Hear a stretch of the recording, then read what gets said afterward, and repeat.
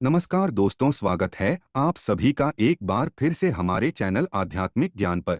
श्री शिवाय नमस्तुभ्यम। दोस्तों, आप सभी लोग जानते हैं कि 15 अप्रैल 2024 को चैत्र नवरात्रि सोमवार सप्तमी तिथि आने वाली है। दोस्तों, इसी दिन किया जाने वाला पंडित जी द्वारा बताया गया एक लाल फूल और एक सफेद फूल वाला उपाय आप लोगों को जरूर करना चाहिए, क्योंकि दोस्तों ये एक ऐसा उपाय है जो कि इस उपाय को करने के बाद दोस्तों आपको पूरे साल कोई और उपाय को करने की जरूरत नहीं है, क्योंकि इस एक उपाय को करने के बाद आपके घर में इतना धन आएगा कि आप सोच भी नहीं सकते।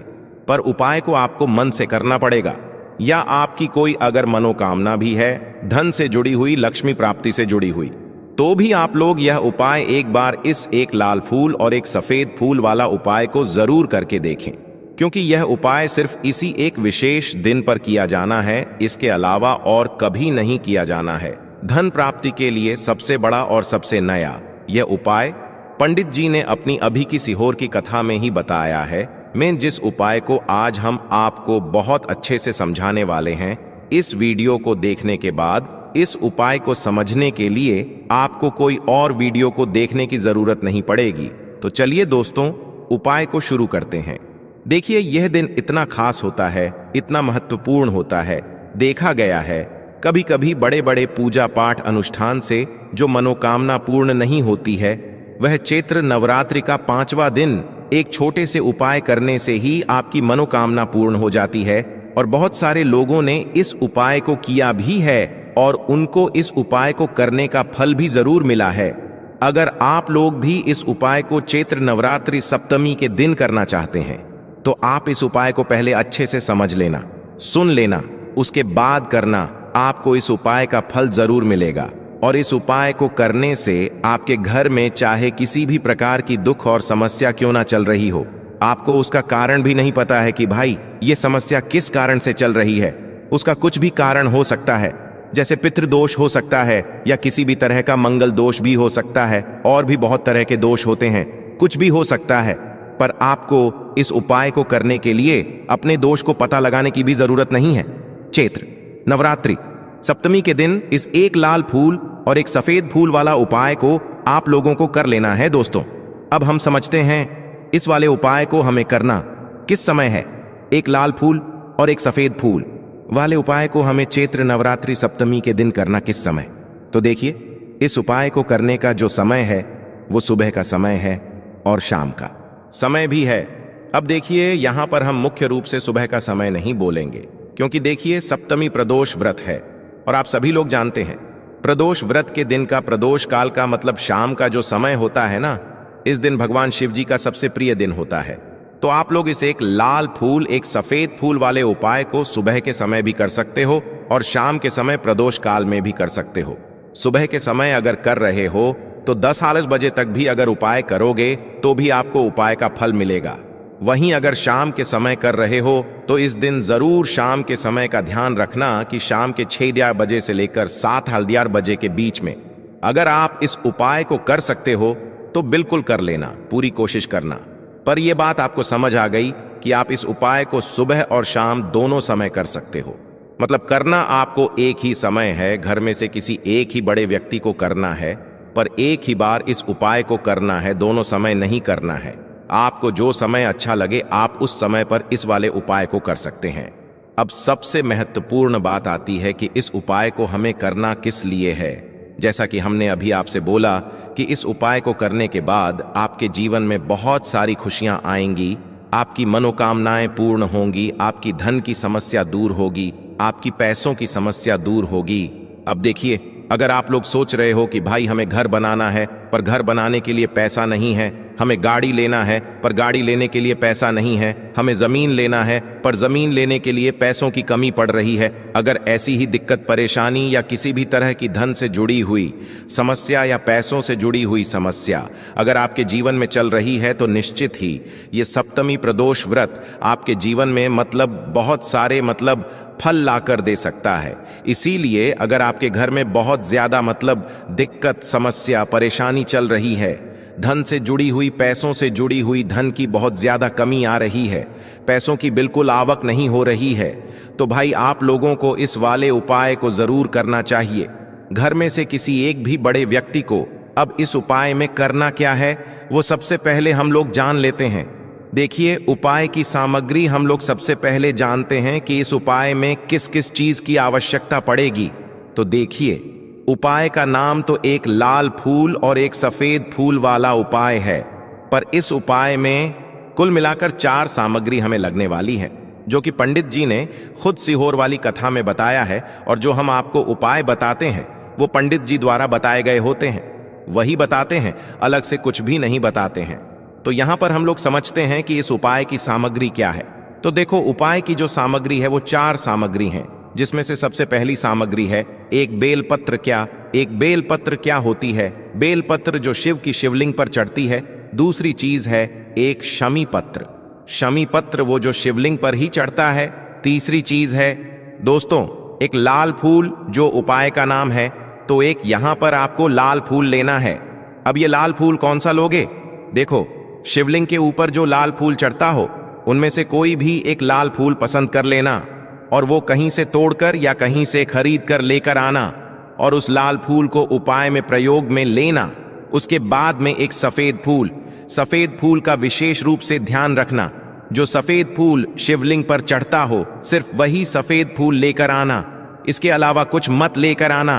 तो एक एक मात्रा में ही आपको ये चारों सामग्री चाहिए, एक बेलपत्र, एक शमी पत्र, एक लाल फूल और एक सफेद फूल। ये चारों सामग्री आप लोग तैयार करके रख लेना। सप्तमी के दिन प्रदोष काल में या सुबह के समय जब भी आप इस उपाय को कर रहे हैं, जैसे ही आपके उपाय की सामग्री तैयार हो जाती है, तो क्या हम सीधा उपाय को करने के लिए इन चारों सामग्री को लेकर मतलब उपाय करने के लिए जा सकते हैं?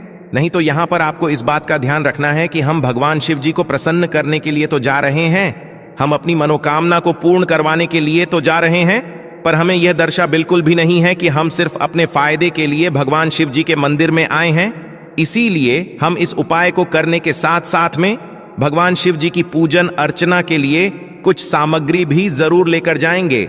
जैसे कि सुबह के समय अगर आप उपाय को कर रहे हो इस एक लाल फूल और एक सफेद फूल वाले उपाय को, तो भाई सुबह के समय आपको एक लोटा जल लेकर जाना है।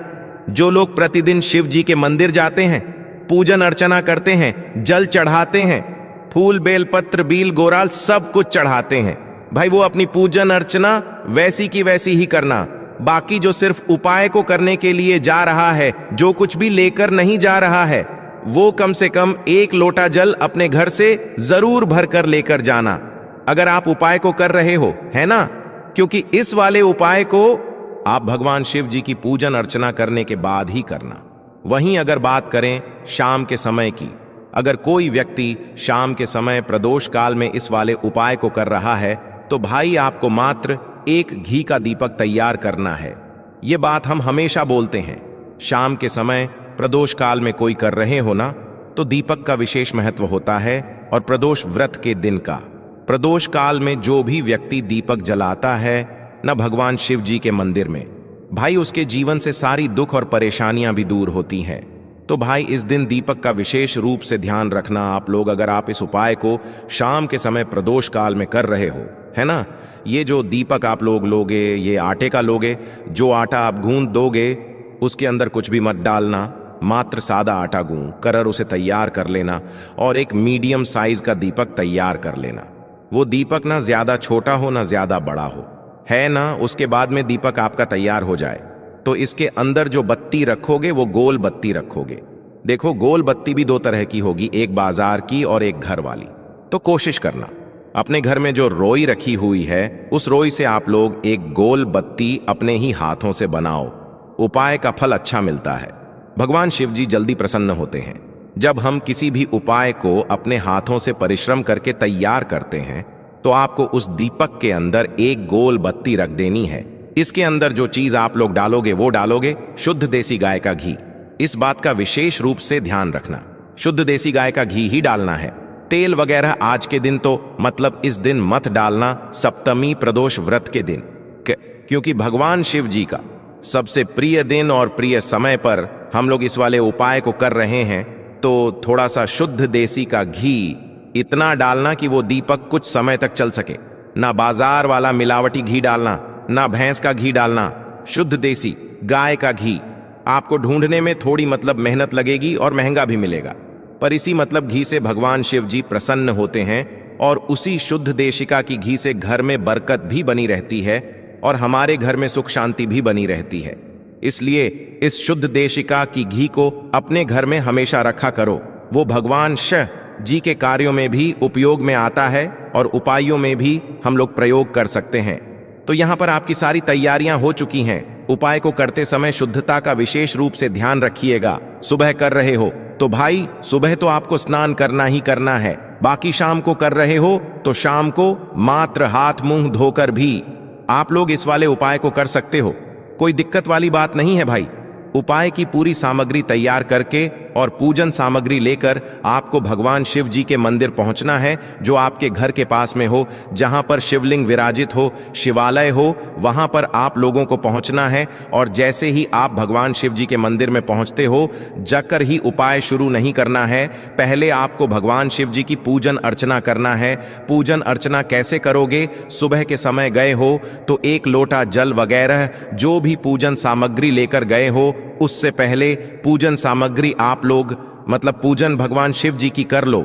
जो व्यक्ति सिर्फ 1 लोटा जल लेकर गए हैं, वो शिव जी की शिवलिंग पर मात्र 1 लोटा जल एक धारा से धीरे धीरे करके चढ़ा लो, है ना। अपनी पूजन अर्चना आप लोग जो है पूरी कर लो पहले। उसी के बाद अगर आप शाम के समय सुबह को कर रहे हो तो जाते से यह सफाई को नहीं करना है, पहले जाकर बैठना है। भगवान शिव जी के शिवलिंग के पास में आप जो दीपक तैयार करके लेकर आए हो, उस दीपक को पहले जलाना है। ये जो दीपक आप लोग जलाओगे ना, ये किसी और की माचिस से मत जलाना, अपनी ही माचिस अपने ही घर से लेकर आना और इस दीपक को अपने ही माच से चलाना।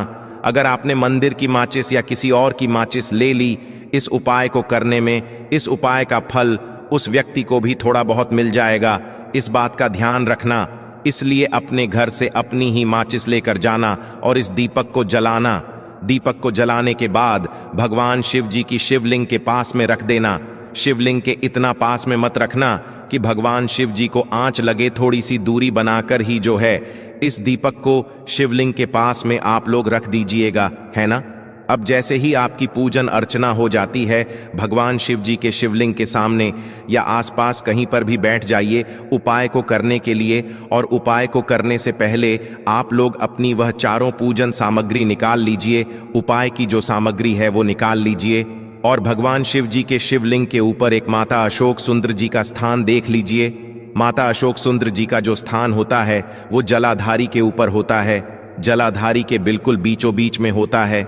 आप लोगों ने देखा भी होगा शिवलिंग की जलाधारी होती है, जलाधारी के बिल्कुल बीचों बीच का जो स्थान होगा वो माता अशोक सुंदर जी का स्थान होगा, क्योंकि यहीं पर हमें ये जो है उपाय को करना है। सबसे पहली चीज, अब हम उपाय को करना शुरू करते हैं। आप सबसे पहले अपनी एक बेलपत्र उठा लो। एक बेलपत्र को आपको माता अशोक सुंदर जी वाले स्थान पर सबसे पहले समर्पित करना है। बेलपत्र की डंडी का मुख होगा जलाधारी की तरफ, जहां से जल बहता है और नीचे गिरता है, और बीच वाली बड़ी पत्ती का मुख शिवलिंग की तरफ होगा। इस तरीके से आपको इस बेलपत्र को माता अशुचंद्र जी वाले स्थान पर समर्पित कर देना है। उसके बाद में अपनी एक कमी पत्र उठा लो जो आप उपाय के लिए लेकर आए हुए हो। एक कमी पत्र को उठाकर कमी पत्र की भी जो डंडी का भाग होगा वो जलाधारी की तरफ करके, जहां से जल बहता है नीचे गिरता है उस तरफ करके, और पत्ती वाला भाग शिवलिंग की तरफ करके इस शमी पत्र को भी उस बेल पत्र के ऊपर आपको समर्पित कर देना है। समर्पित करने के बाद अब आप ले लो अपना एक लाल फूल जो आप उपाय को करने के लिए लेकर आए हुए हो।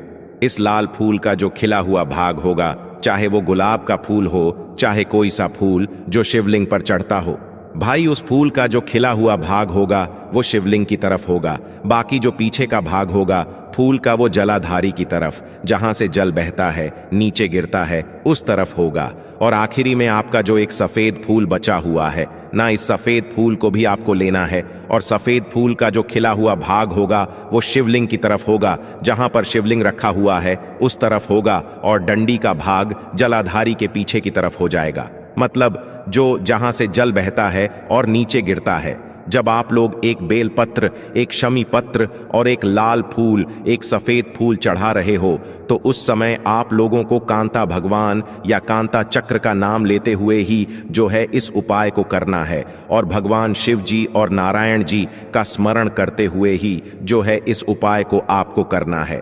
तो जब भी आप एक बेलपत्र, एक शमी पत्र, एक लाल फूल और एक सफेद फूल चढ़ा रहे हो तो या तो आप कांता चक्र का नाम ले लेना या कांता भगवान का नाम लेते हुए जो है इन सभी सामग्रियों को माता सुषण जी वाले स्थान पर आप लोग समर्पित करते जाना, और शिव और नारायण जी का नाम भी साथ साथ में लेते जाना।